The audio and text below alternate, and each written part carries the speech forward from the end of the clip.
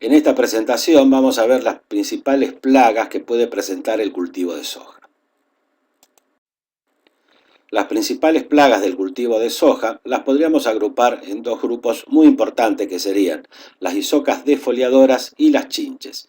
Y en un segundo plano podríamos hablar del barrenador del brote o Epinotia aporema. Mencionamos también como una plaga secundaria a las isocas cortadoras. Recordemos que estas cortadoras son más importantes en cultivos de siembras más tempranas como el maíz o el girasol.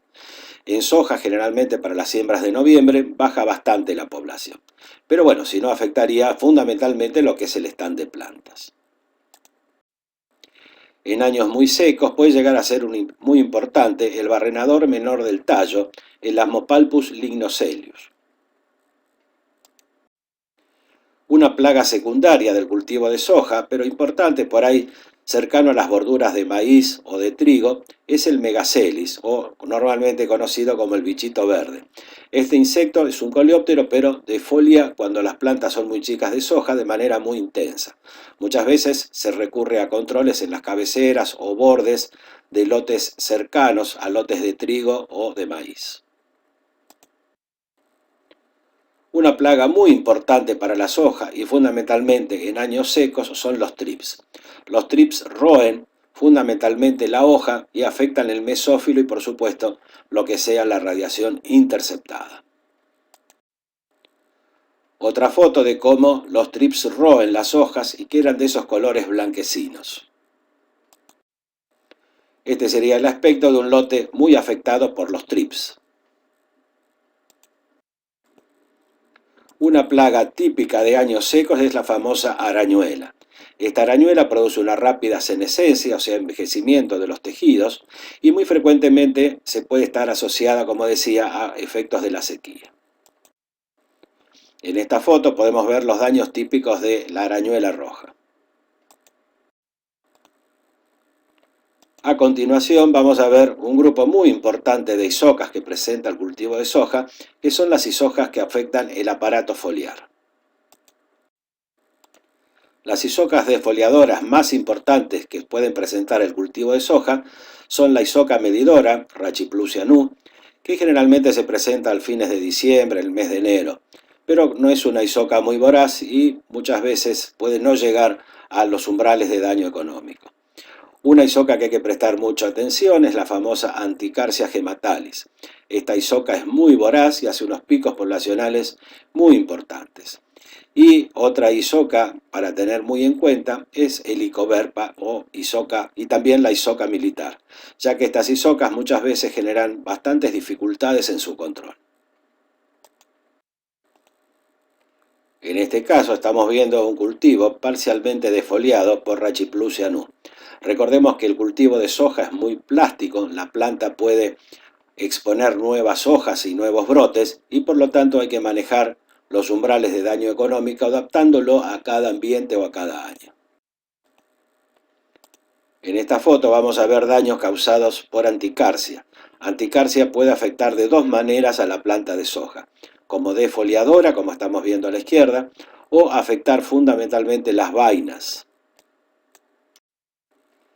Esta es Anticarcia gematalis, por ahí se puede confundir con la isoca medidora, pero es una isoca que tiene los espuripedios en la parte trasera de su cuerpo. Otra isoca que puede comer las vainas del cultivo es la isoca bolillera. Las dos vainas de la izquierda vemos cómo la isoca bolillera va directamente a afectar los granos, a alimentarse de los granos, mientras que Anticarcia las come desde el borde, como si estuviera comiendo una hoja.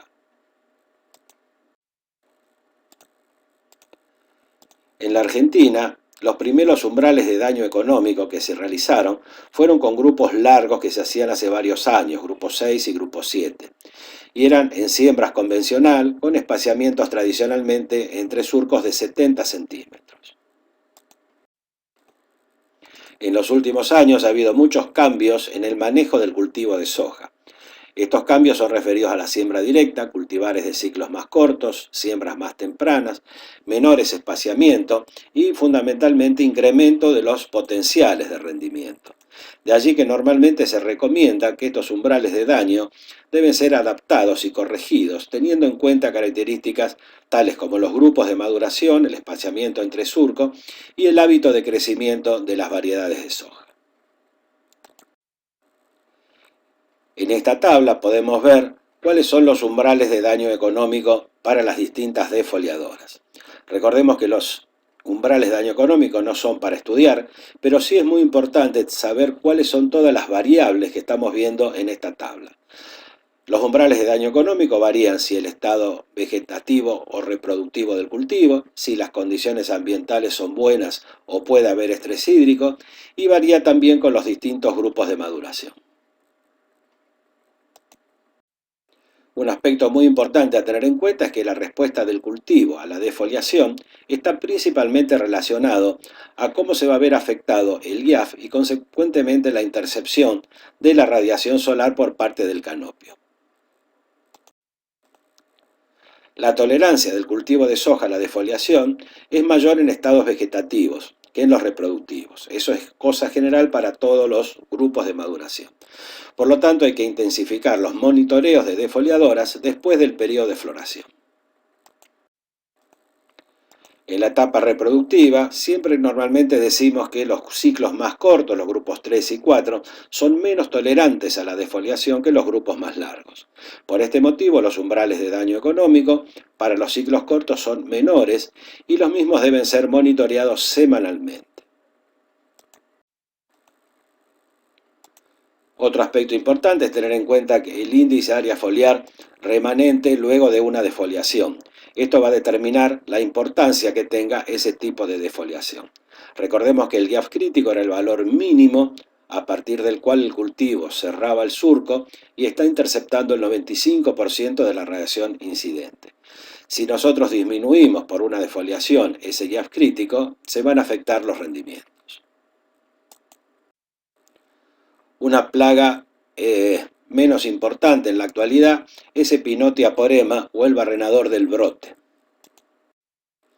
La larva de Epinotia normalmente produce daños a nivel de los brotes y luego puede originar daños a nivel de vainas. Un conjunto de plagas muy importantes en el cultivo de soja son las chinches. En general podríamos hablar de 4 especies como más frecuente. La típica chinche verde o Nesara viridula, la chinche de la alfalfa, Piezodorus gildini, el Edesa meditabunda o alquiche chico y la chinche de los cuernitos, Dichelops furcatus. Es muy importante tener en cuenta que el daño por las chinches está muy relacionado dentro de la etapa de llenado de grano con el desarrollo de las semillas. Los ataques tempranos en R3 son los más graves. Si una chinche pica una vaina recién formadita en R3, inicio de fructificación, se produce la pérdida de estas vainas. Luego, en la etapa de llenado de grano, en R5, R6, ya puede haber pérdida de granos o chauchas vanas. Y finalmente, si pica en el eje hipocótilo radicular, puede originar un menor poder geminativo o vigor si se destina el lote a semilla. En esta imagen estamos viendo la falta de algún grano o granos abortados por las chinches. En estas fotos podemos ver los diferentes daños de la chinche. R5, que era inicio de llenado de grano, produce directamente el aborto total de los granos. Si el ataque es más tardío, en R6, en plena etapa de llenado de grano, ya el grano se ha formado, pero producen esas típicas picaduras que habíamos visto que necrosan parte de los tejidos de los granos. Como estamos viendo en esta imagen de abajo, vemos el crecimiento abortado y decoloración de los granos por picadura de las chinches. Finalmente, para terminar con esta presentación, tenemos acá los umbrales de daño económico. Otra vez, recordemos, no son para estudiar estos valores, pero sí es muy importante tener en cuenta por qué varían los umbrales de daño económico. Varían, para el caso de las chinches, de acuerdo a la especie. Si ustedes observan, para Piezodurus, que es la chinche de la alfalfa, los umbrales son más bajos, ya que es una chinche muy movediza y puede ser más grave su daño para los granos de soja. Entonces varía con la especie y con la etapa de desarrollo del cultivo. Los umbrales hay que ser más estrictos en R3, que los daños son más graves porque caen directamente en las vainas. Haya R5, que es inicio de llena de grano, aumentan los umbrales.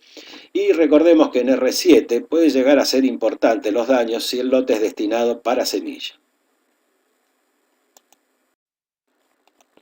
Bueno, eso es todo, muchas gracias.